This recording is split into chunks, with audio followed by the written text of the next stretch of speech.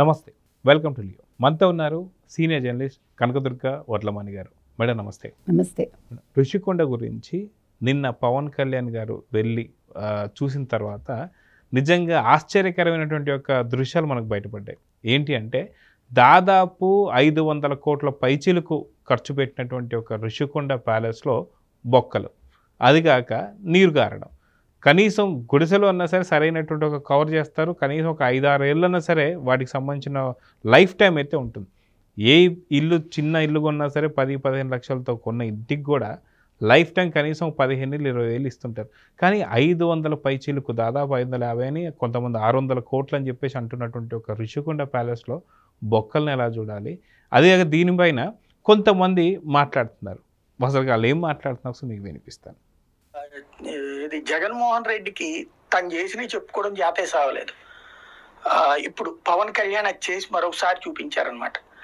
ఇదివరకు అదేది కొండని నున్నగా గురికేశారు, లేకపోతే అట్ట చేసేసారు, ఇట్ట చేసేసారు, పర్యావరణం అదంతా.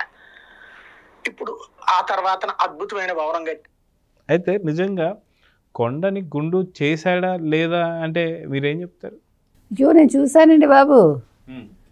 అసలు ఎంత బాధ వచ్చిందంటే ఈ చెట్లు కొట్టడం ఈ సరదా ఏంటండి?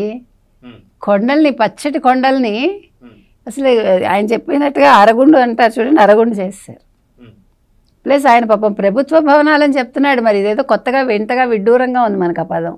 కానీ చెప్పాల్సింది ఎవరు? జగన్మోహన్ రెడ్డి అంటే పాప ఈయనకి పేటీఎం కదా, ఏదో ఆయన బాధ ఆయన పడుతున్నాడు, చెప్పుకుని సావలేదా ఏదో అన్నాడు కదా. అంటే పాప చాలా దుఃఖం వస్తుంది ఆయన జగన్మోహన్ రెడ్డి తరఫున. మీకు అర్థమైందా? ఈయన ఎంత కవర్ చేయాలని చూస్తున్నాడో చూడండి. అయ్యో ఈయనకి చెప్పుకోవటం రాలేదు, తప్పు ఎలాగా చేశాడు అనేది మీకు ఆ భావన అర్థమవుతుంది. అయితే గతంలో కూడా మనం చూసుకుంటే ఋషికొండకు సంబంధించి ఆర్కే రోజా గారు దాన్ని ప్రారంభించారు. కానీ ఆర్కే రోజా గారు ప్రారంభించడంతోనే ఇప్పుడు ఇలా అయిపోయిందని చెప్పేసి అని అంటున్నారు. సో తను ఏది స్టార్ట్ చేస్తే అది ఏదో ఒక విధంగా పూర్తి నాశనం అయిపోద్దని చెప్పేసి అంటున్నారు.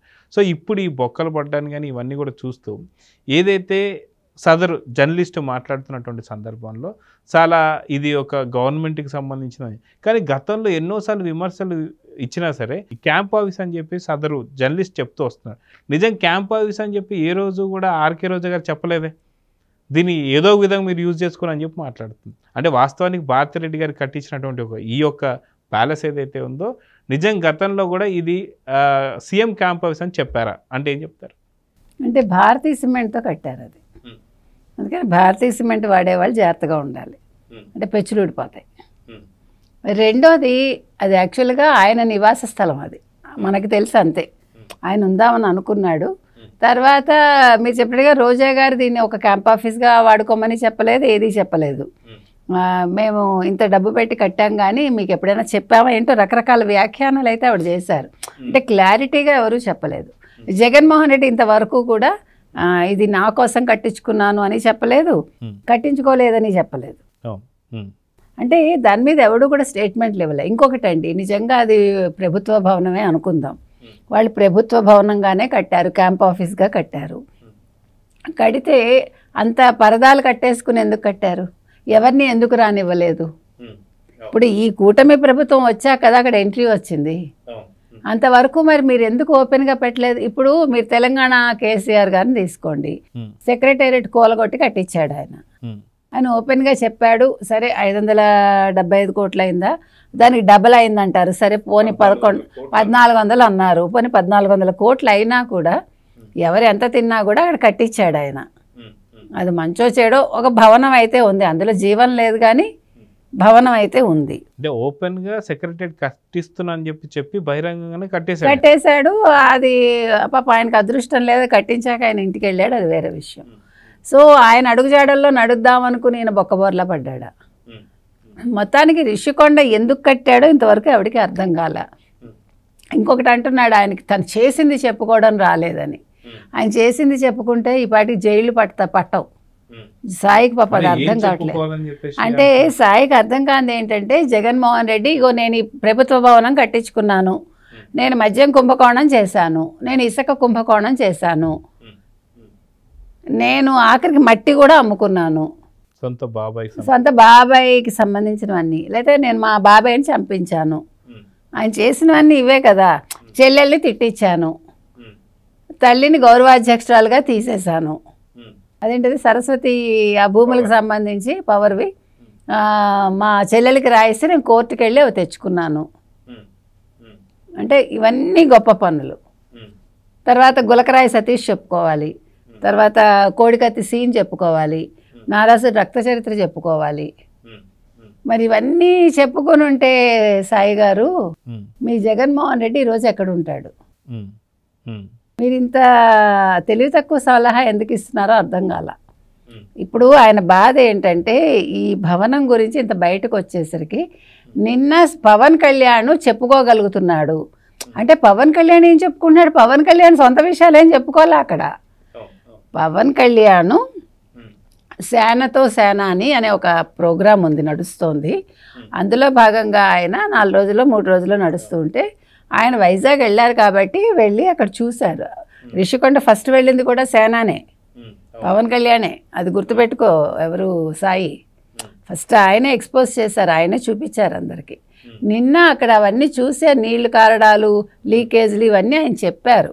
పెచ్చులు ఊడిపోతుంటే దీన్ని మేనేజ్ చేయండి, మేనేజర్కి చెప్పాడు క్లీన్ చేయించండి, దీన్ని ఏం చేయాలో ఆలోచిద్దామో తెలియట్లేదు అని అన్నారు. ఎందుకంటే అది ఇప్పుడు మనకి యాక్చువల్గా సంవత్సరానికి 7 కోట్లు వచ్చేది. మరి అది కూడా నువ్వే చెప్తున్నావు కదా సాయి, అలా అంటున్నారు. అది నిజమే కదా, వాస్తవమే కదా. వీళ్ళు ఏం చేశారు? వైసీపీ వాళ్ళు అక్కడ ఉండే హరిత రిసార్ట్స్ని వాళ్ళు ఏమంటారు బాగు చేయిస్తామని చెప్పి మొత్తం కూలగొట్టేసి వీళ్ళు పెద్ద భవనం కట్టేసుకుని అందులో వాళ్ళు ఏమనుకున్నారంటే జగన్మోహన్ రెడ్డి గారు అక్కడ ఉండాలి, ఆయనకు సీ వ్యూ కనిపించాలి. అందుకే ఆయన బాత్రూమ్ కూడా మనం మాట్లాడుకున్నాం గతంలో, కరెక్ట్గా సీ వ్యూ ఉండాలి ఆయనకి. మరి అదేం కోరికలో మనకు తెలియదు. 13 లక్షలు ఇచ్చి పాపం బంగారం పోతాం, మరి నిజంగా బంగారం కమోడు కూడా కట్టించుకున్నాడు ఆయన. అంటే మంది సొమ్ముతోటి అయితే అట్లా చేసుకోవచ్చులేండి, మన సొమ్ము అయితేనే కదా బాధ. సో మొత్తానికి కట్టించుకున్నాడు. అది కట్టించుకోవటం వల్లే ఇంటికి వెళ్ళిపోయాడని జనాలు అంటున్నారు. ఇక్కడ సెక్రటేరియట్ కట్టుకుని కేసీఆర్ ఇంటికి వెళ్తే అక్కడ రిషికొండ కట్టుకుని జగన్మోహన్ రెడ్డి 11కి పరిమితం అయ్యాడని. ఏది ఏమైనా సాయి గారికి ఏం చెప్తున్నామంటే మీరు కొంచెం వీడియోలు చేసేటప్పుడు ఆలోచించుకోండి. ప్యాకేజ్ వచ్చిన ఉత్సాహాల్లో ఏం మాట్లాడుతున్నారో తెలియట్లేదు మీరు.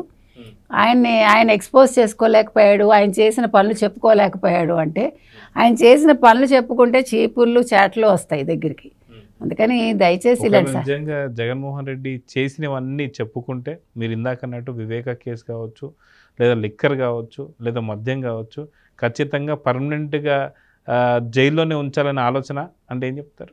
అసలు జైలు ఆయన ఒక్కడితోటి ఇంకా ఉంటారు కదా 100 మంది. ఇప్పుడు పెద్ద జైలు కట్టించాలి, ఈయనకి మళ్ళీ స్పెషల్గా మరి ఎక్కడ ఇవ్వాలో మనకు తెలియదు.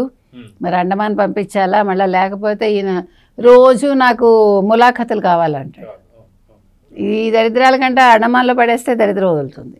అందుకని జీవితకాలం అక్కడ ఉంటాడు ఆయన. అప్పుడు మరి సాయి లాంటి వాళ్ళు మరి వీడియోలు అప్పుడు ఏం చేసుకుంటారో మనకు తెలియదు అనుకోండి. ఇంకొక ఆయనకు అర్థం కావట్లేదు. జగన్మోహన్ రెడ్డి నోరు విప్పితే నష్టం నాకే అని సాయి గుర్తుంచుకోవాలి. అందుకని మద్యం కుంభకోణంలో ఎలాగా ఇప్పుడు వెళ్ళబోతున్నాడు ఆయన. ఎందుకు తొందర ఈయనకి సాయికి?